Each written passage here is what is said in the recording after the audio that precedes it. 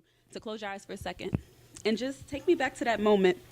You're at the podium, you're giving a speech at a funeral, and you look up, you see a familiar face. Tell me what's running through your mind at that exact moment. I don't know. I was so disgusted at the idea that I want to say what bothered maybe me the most emotionally was that I was in the same room with a guy that sexually abused me, and also shared that room with family members, and nobody defended me, nobody had my back, nobody spoke for me, and they allowed that to happen. They allowed me to feel uncomfortable in the room while this man was 100% comfortable, so he thought, not until I made my approach. So this man, he was around your cousins, your siblings. He was already registered as a sex offender, right? How did you feel learning that he was already registered and this happened to you? How did you feel when you learned that?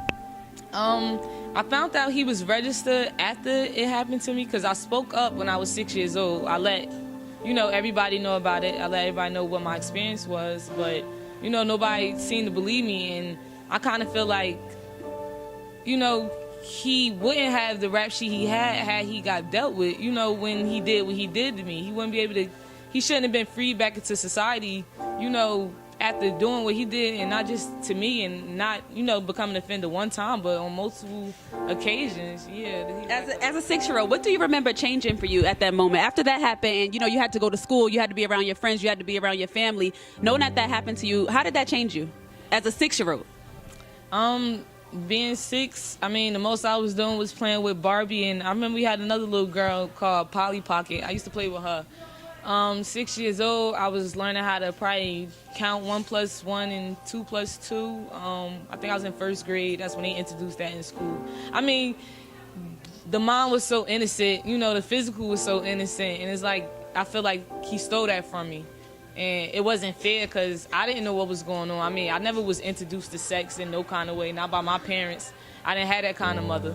And, I just knew in my gut feeling, I don't know how I knew at 6, but I just knew for sure this wasn't right. And something that let me know that was I had a little brother, and we couldn't do the same things together. We couldn't share the same things because we was two opposites. And I think me just knowing he was the opposite from me, knowing that we shouldn't have been, that connection shouldn't have been made. I think that's what probably motivated me to tell at 6 as well. So did you ever feel like, after that happened, that you were silenced? Did you ever feel like you couldn't tell someone, being that young, did you feel silenced any kind of way? Of course by him, I'm sure he tried to keep you quiet in the way that he did, but did you ever feel silenced? Like, how did you feel?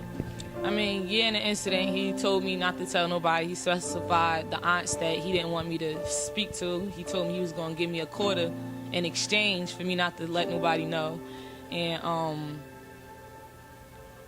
what made me feel silenced, if anything, because I know I spoke, but just the fact that nobody did nothing when I spoke, that he just got away with it and it was okay. My family just, still accepted him and let him be around, me and other people's kids, and it just like, that kind of closed me up about it. It made me not want to talk about it, because when I did decide to speak, nobody wanted to hear me.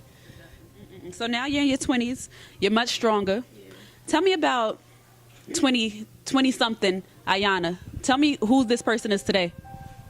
24 Iyonah is trying to make sure that no other little girl or little boy had to go through the experiences that I went through, because it made me react in different ways, especially growing up in the years as a teenager, trying things, experimenting with certain things because of what I was already exposed to. And I want to be that person, for them, and not just a person, be a voice, because like you asked about being silenced, there's a lot of kids that feel silenced and don't feel like they got anybody to tell, and they got their own parents covering it up, so they can't even let them know. And I feel like that shouldn't happen. I feel like they should be protected, so it's going to take a certain kind of person, and I'm that kind of person. In that moment when you recorded that video and you put it on Instagram, and you're sitting there, you're writing the caption, you're writing the hashtags, what was going through your mind when you're sitting there thinking, I'm really about to do this? What were you thinking? My original post, I didn't really have a caption. It just was rest in peace, who passed away. But I like you saying, when I went back, to do the editing, once I seen the effect that it had, after it went viral globally, and it got so much attention and was giving so many other children and women and men courage. It just let me know I had a job to do. You know how people say you don't, especially when you're young around my age, you don't really know what you want in life, or you're not sure, even after going to school for something specific. But I was at that place, and this kind of was my calling. I honestly feel like it called me and not the other way around. And people have reached out to you, countless platforms, celebrities have reposted, everybody's paying attention to this, and we have the Me Too movement. You pretty much have been doing the Me Too movement before it became a movement, you know what I'm saying? Your powerful story has encouraged so many other women to come up front and just tell their truth. Like, how do you feel knowing that just you had that impact on other people? I'm not really sure how to feel. It's a beautiful feeling, especially with a lot of the pain I had to experience growing up and still experience to this day. And like knowing that, one person can make such a big change, it's kind of encouraging. It make me want to encourage other people to do the same thing with their power. A power that I didn't even think that I had. But I'm so flattered at the idea that I could make somebody feel. Listen, I done had so many little girls telling me for the first time their experiences without even telling their parents, and let me know that I was the reason why they spoke up.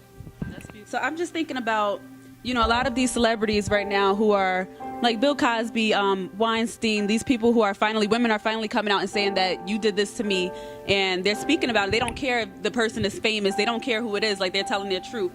There's so many men and other people, I'm not just saying men, but a lot of people who feel as though a lot of these women who are coming out and telling their stories now, and it happened like 20-something years ago, they're feeling like, there's a motive behind it. What do you think about those who feel like women should have a time frame on when they can speak their truth?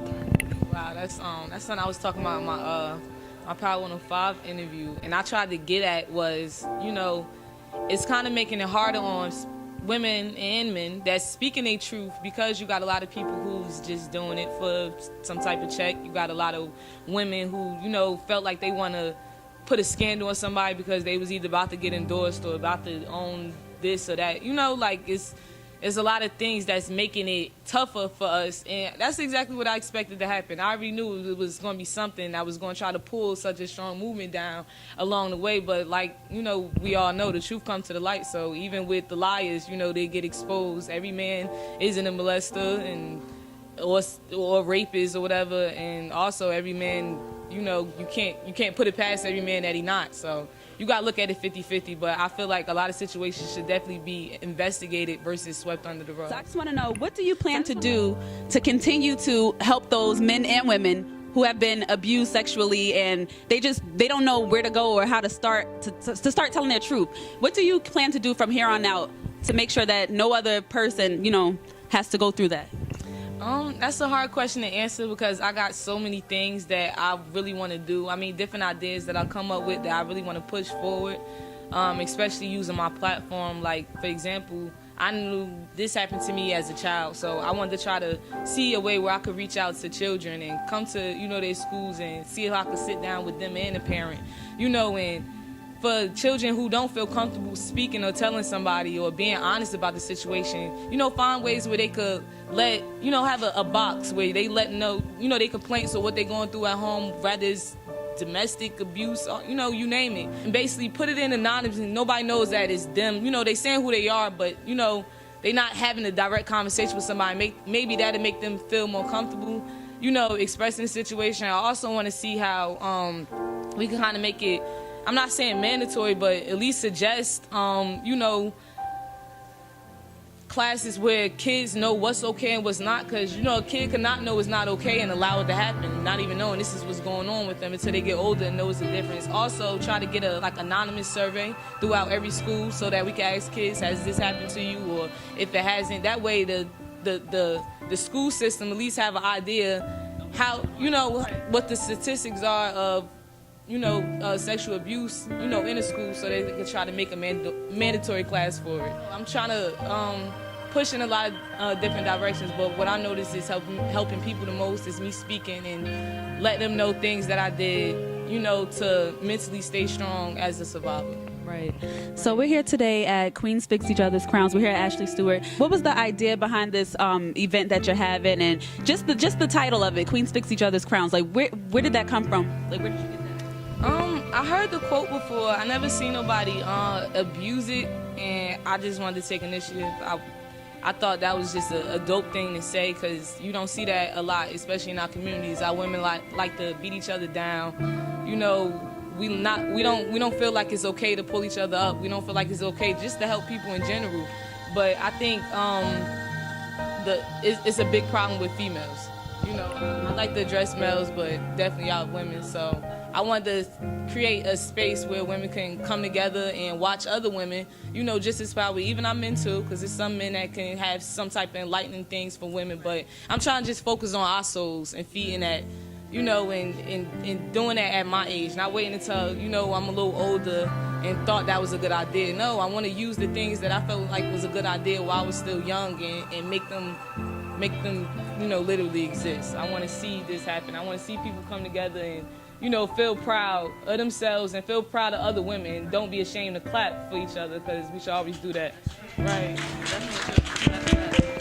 So can you just let everybody know where we can follow you, where we can keep up to date with you? Because like I said, you have such a powerful story and so many people need to hear it. And we're going to keep pushing it. Even if it's just a share, you're sharing the video, you're just telling somebody about Iyonah and what she went through. That's going to help other people tell their story too. So where can we follow you and just stay up to date with you so we know what you got going on?